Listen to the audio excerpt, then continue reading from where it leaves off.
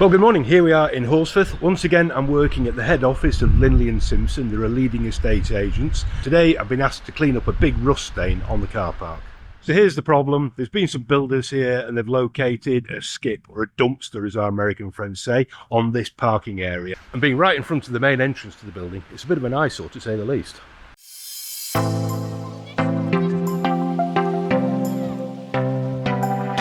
My name's Paul Driver, I'm the owner of JetReady. We're known for exterior cleaning and restoration services. We mainly work with residential customers, but we do commercial work too. Now, there's two major patches, but it's also leached a little bit onto this space over here. Now it appears that some effort has been made to clean this up with a pressure washer, because I can see that there's no sand between the joints of these blocks. Now you can't get rid of rust stains with ordinary pressure washing, even with high temperature steam. It only comes off with chemical treatment. And I'm going to be using two products today. Both of them are from Pure Seal Services, a company I deal with regularly. I'm hoping that the smelly gel will do most of the hard work, and I'm going to keep the Pro 9 back for any really stubborn stains. Not least because it's really quite expensive. Smelly Gel Pro, called so because it's smelly. Let's have a look at the label. Smelly Gel Pro is highly concentrated and efficient at removing rust and oxidization from marble, stone, wood, paint, fiberglass, concrete and limestone. Apply a generous amount of the product neat to the dry surface. Well, actually it was forecast to be dry this morning, but in actual fact it's foggy, so the surface is ever so slightly damp. I hope that's not going to be a major problem. It goes on to say for light staining apply for up to 10 minutes, but for heavy staining apply for up to 2 hours. Well, I'd describe this as pretty heavy staining, so we're going to be here for a while. If we look at the health and safety notes, it's harmful if swallowed and it may cause an allergic skin reaction, so I'll make sure I've got proper clothing on for that. So let's have a look at the Pro 9 rust remover. Oof. Fatal if swallowed, fatal in contact with skin, and fatal if inhaled. Causes severe skin burns and eye damage. Well, I think that's going to be the least of my problems. So yeah, full PPE, no messing about, and another reason to use as little of this stuff as needed.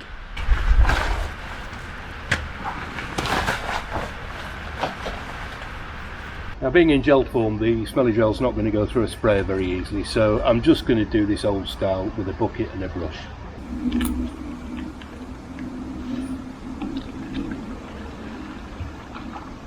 Now, an interesting thing about this product is it's as clear as water when it comes out of the bottle. When it comes into contact with rust, it changes colour and goes a deep purple.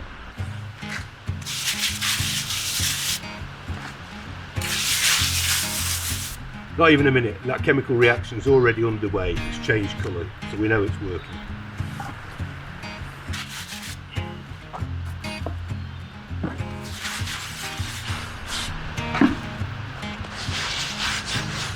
Well, that's 2 bottles we've gone through now. It's going to need a third.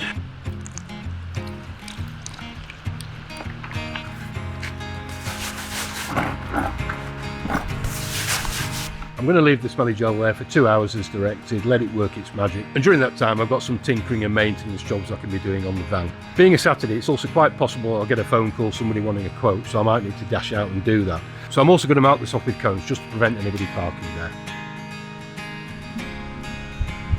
Well, that's had 2 hours now, so we'll take the tarpaulin off and see what it looks like.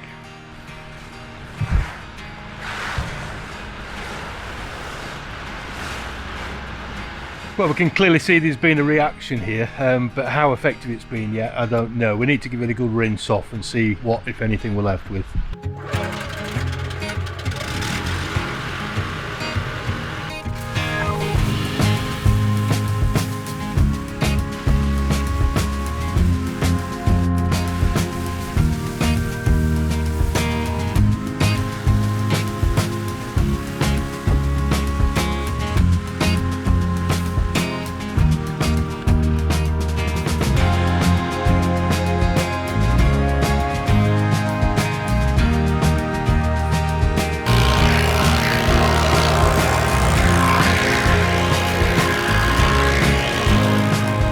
I've just been using the leaf blower to get rid of any standing water so that we can have a really close inspection and see if anything more needs doing. Overall, I would say it's been a remarkable success to say how bad it was to start with. There's 1 or 2 patches though which I think need more attention. So this area here was by far the most heavily stained, and we can see that there is some residual staining still there.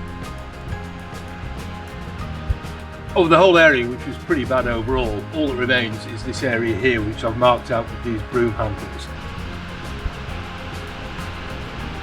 My plan now is to escalate with the Pro 9 rust remover. Bearing in mind, however, it's already had 2 hours treatment with the smelly gel, so I'm going to apply this neat with a brush. Firstly though, I'm just going to get the leaf blower started up again and see if I can just dry this area out a little bit.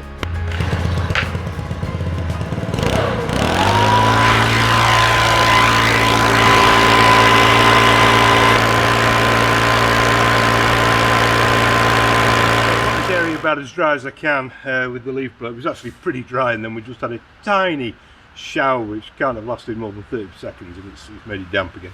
But anyway, health and safety, 2 pairs of gloves, got some latex gloves underneath some rubber gloves. I'll just explain what I'm going to do before I put the respirator on. I'm just going to pour a small quantity out and then I'm going to dab these stained areas with neat product. It doesn't say on the label, I don't think, how long to leave it for, so I'm just going to have to go and consult my manual, see if there's any information on that. I guess the answer is you keep it on until the stain's gone.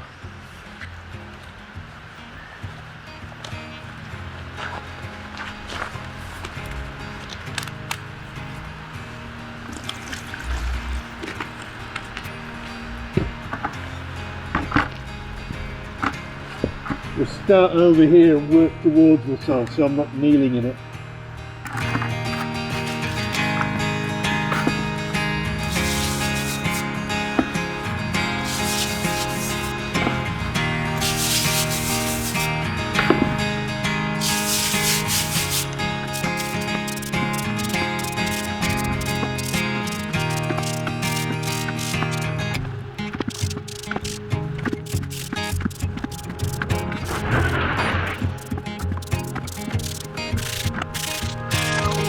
I've left the Pro 9 to dwell for at least an hour. I've been doing some other things and it appears to have been completely successful. I'm just going to give this a rinse off now just so we can see where we are.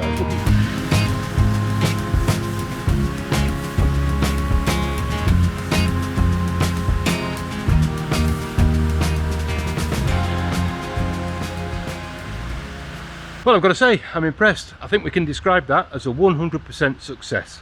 The important thing to bear in mind though is that that's taken quite a bit longer than I expected.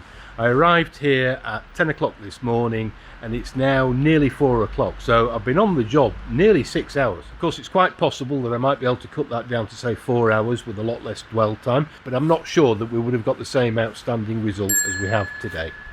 So there we go, that's a wrap, and until the next video, all the best to all of you.